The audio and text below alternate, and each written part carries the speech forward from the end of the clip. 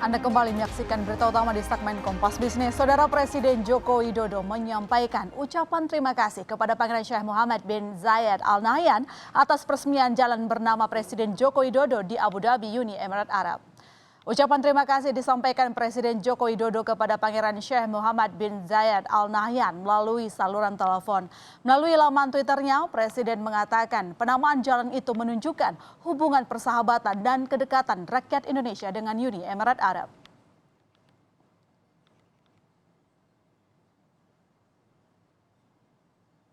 Ya, saudara, hubungan diplomatik kedua negara memang telah dibangun sejak 1976.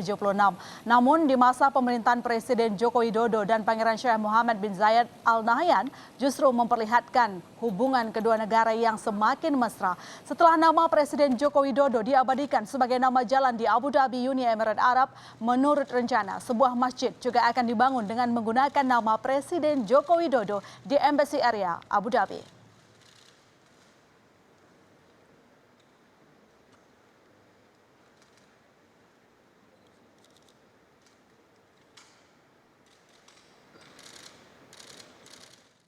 Ya, lantas sebenarnya sedekat apa hubungan kedua negara di era pemerintahan Joko Widodo dan Pangeran Sheikh Mohammed bin Zayed? Kita terhubung dengan Duta Besar untuk Uni Emirat Arab Husin Bagis. Assalamualaikum, Pak Husin.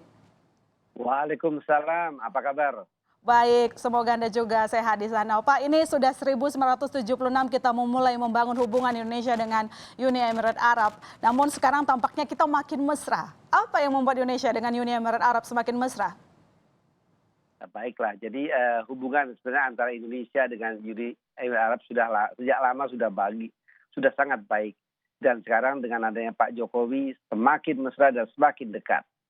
Nah, kedekatan ini kalau menurut yang saya dengar dari orang-orang di sekitar Istana Negara di sini, bahwa beliau sangat menghargai, sangat mengakui usaha-usaha Pak Jokowi dalam lebih meningkatkan hubungan kedua negara, termasuk hubungan di berbagai bidang ekonomi, politik, sosial, dan sebagainya.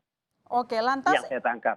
Yang kita lihat kan sekarang sebenarnya kan sejak tahun 2013 Uni Emirat Arab cukup rajin ya membuat nama jalan dengan nama tokoh-tokoh besar dan dianggap berpengaruh begitu untuk dunia. Misalnya tadi Bapak mengatakan bahwa Presiden Joko Widodo memiliki upaya untuk membangun relasi yang lebih kuat antar kedua negara.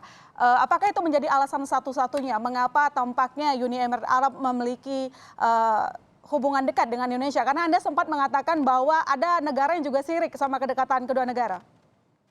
Nah, begini, artinya ada negara-negara lain juga melihat betapa dekatnya Indonesia sekarang dengan Uni Emirat Arab. Mereka tentunya akan berusaha juga untuk supaya lebih dekat juga seperti Indonesia dengan negara ini. Kira-kira seperti itu intinya. Kalau negara lain. Kemudian kalau kita melihat jalan juga, kalau di Abu Dhabi itu sebenarnya ada 2 jalan yang diberikan untuk Raja Arab Saudi. Pertama Raja Salman, Raja Abdullah. Dan yang ketiga sekarang Presiden Joko Widodo. Yang lain tidak ada. Jadi dengan kata lain, kalau saya boleh mengatakan bahwa hubungan His Highness Sheikh Mohammed bin Zayed dengan semua kepala negara di dunia ini bagus. Tapi kalau dengan Presiden Jokowi lebih bagus dan ada kedekatan secara personal. Kedekatan secara personal artinya sering telepon-teleponan mungkin ya? Jadi salah satu diantaranya itu. Bahas apa aja, Pak? Itu. Tentunya ya yang saya sih biasanya dari Menteri Luar Negeri yang buatkan konsepnya, tapi paling tidak sering silaturahim lah, terima kasih, mungkin dibangun jalan, masjid, masjid di Solo dan sebagainya lah. Oke, nah Pak, ini di balik peresmian nama jalan di Abu Dhabi ada isu tukar lahan nih katanya Pak. Narasinya satu ruas jalan Presiden Joko Widodo di Abu Dhabi ditukar dengan 256.000 hektar di Kalimantan Timur. Tanggapan Anda? Buat saya sangat tidak berdasar dan sangat tidak manusiawi statement itu gitu. Artinya ini Emirat Arab ini masa dia mau gadekan nama jalan untuk sebuah wilayah sebesar itu. Padahal dia negara sangat kaya di dunia, Emirat Arab. Jadi sangat tidak mungkin lah. Makanya saya kadang-kadang bingung. Harusnya mereka respect lah. Apalagi kita orang Islam harus menghargai pemimpin. Oleh karena itu teman-teman atau masyarakat Indonesia juga harus menghargai pemimpinnya. Jangan justru membuat berita-berita yang tidak berdasar seperti itu. Oke, artinya dipastikan tidak ada agenda lain lah gitu ya. Ini murni karena kedekatan kedua negara. Persis, 100% yes. Oke, Pak Husni, kalau kita lihat dalam realisasi investasi sebenarnya kalau dibandingkan dengan tahun lalu, realisasi investasi dari Uni Emirat Arab ke Indonesia itu agak turun. Nah, ini masalahnya apakah karena pandemi, ada faktor lain atau apa? Jadi begini, kalau bicara investasi, alhamdulillah sejak kedekatan sekarang ini kecenderungan untuk meningkatnya aliran investasi dari Emirat Arab ke Indonesia semakin terus berkembang. Hmm, Ya, jadi ya memang ada sedikit terkendala dengan pandemi, ya. Tapi tetap kita proses semuanya. Seperti misalnya kita ada proyek dengan Pertamina, kita ada proyek dengan PLN, kita ada proyek pelabuhan di Jawa Timur, kita ada proyek pertanian, kita ada proyek trading juga Lulu. Ada banyak proyek-proyek yang sedang berjalan juga. Tapi memang sedikit terkendala karena pandemi. Tapi mudah-mudahan semuanya on proses. sektor yang paling disukai oleh mereka apa sih Pak di Indonesia? Untuk proyek. Ya, Kalau proyek sebenarnya kalau saya melihat sekarang ini hampir semua proyek dia suka. semua proyek Hampir dia semua. suka. Artinya saya sekarang sekarang saya sedang minta kepada teman-teman di Indonesia, tolong berikan saya usulan proyek-proyek yang menarik untuk saya tawarkan ke Emirat Arab. Hmm, Itu yang penting clear dan menarik. oke. Apa energi, apa pertanian, apa infrastruktur dan sebagainya. Oke, artinya nanti kita juga masih akan rajin menyerahkan proposal ya, beberapa proyek yang bisa dikembangkan di Indonesia. Nah, Pak Husni, ini di awal tahun lalu, 2020 kan Presiden sempat bertamu ya ke Abu Dhabi. Dan Iya, di situ ada kesepakatan sebenarnya ada 16 kesepakatan, ya, ada dengan pengusaha, ada antara pemerintah dan juga pemerintah. Nah, itu bagaimana sampai sekarang? Apakah masih akan berjalan sesuai target atau bagaimana? iya. Insya Allah akan berjalan sesuai target. Dari semua proyek-proyek yang disepakati pada waktu kunjungan Pak Jokowi ke Abu Dhabi, beberapa di antaranya sekarang sedang mau berjalan. Misalnya bulan Desember bulan depan kita akan memulai proyek perusahaan listrik, proyek listrik tenaga surya di Danau Cirata, Jawa Barat. Itu salah satu. Terus kedua juga kita akan menuntaskan kerjasama pelabuhan di Surabaya antara DP World Dubai dengan Mas Pion. Kemudian yang ketiga kita juga akan menambah Lulu Hypermarket jadi sudah mulai kelihatan sekarang. Mulai kelihatan ketertarikan mereka gitu ya Iya, maksudnya. Hmm. iya. Itu tadi dari sektor investasi. Kalau dari sektor perdagangan Pak, apa yang bisa kita andalkan antara apa yang bisa kita manfaatkan lah, saya bisa katakan demikian dengan adanya hubungan dekat. Tadi Anda juga menyebutkan bahwa hubungan personal Presiden Joko Widodo dengan Pangeran cukup dekat begitu. Ya. Untuk perdagangan, sebenarnya perdagangan kedua negara, kalau saya boleh cerita sedikit, kita total perdagangan kedua negara kurang lebih sekitar $3,5 miliar. Dari $3,5 miliar itu kita impor dari mereka, dari UAE itu sekitar $2 miliar. Dan kita mengekspor sekitar $1,5 miliar.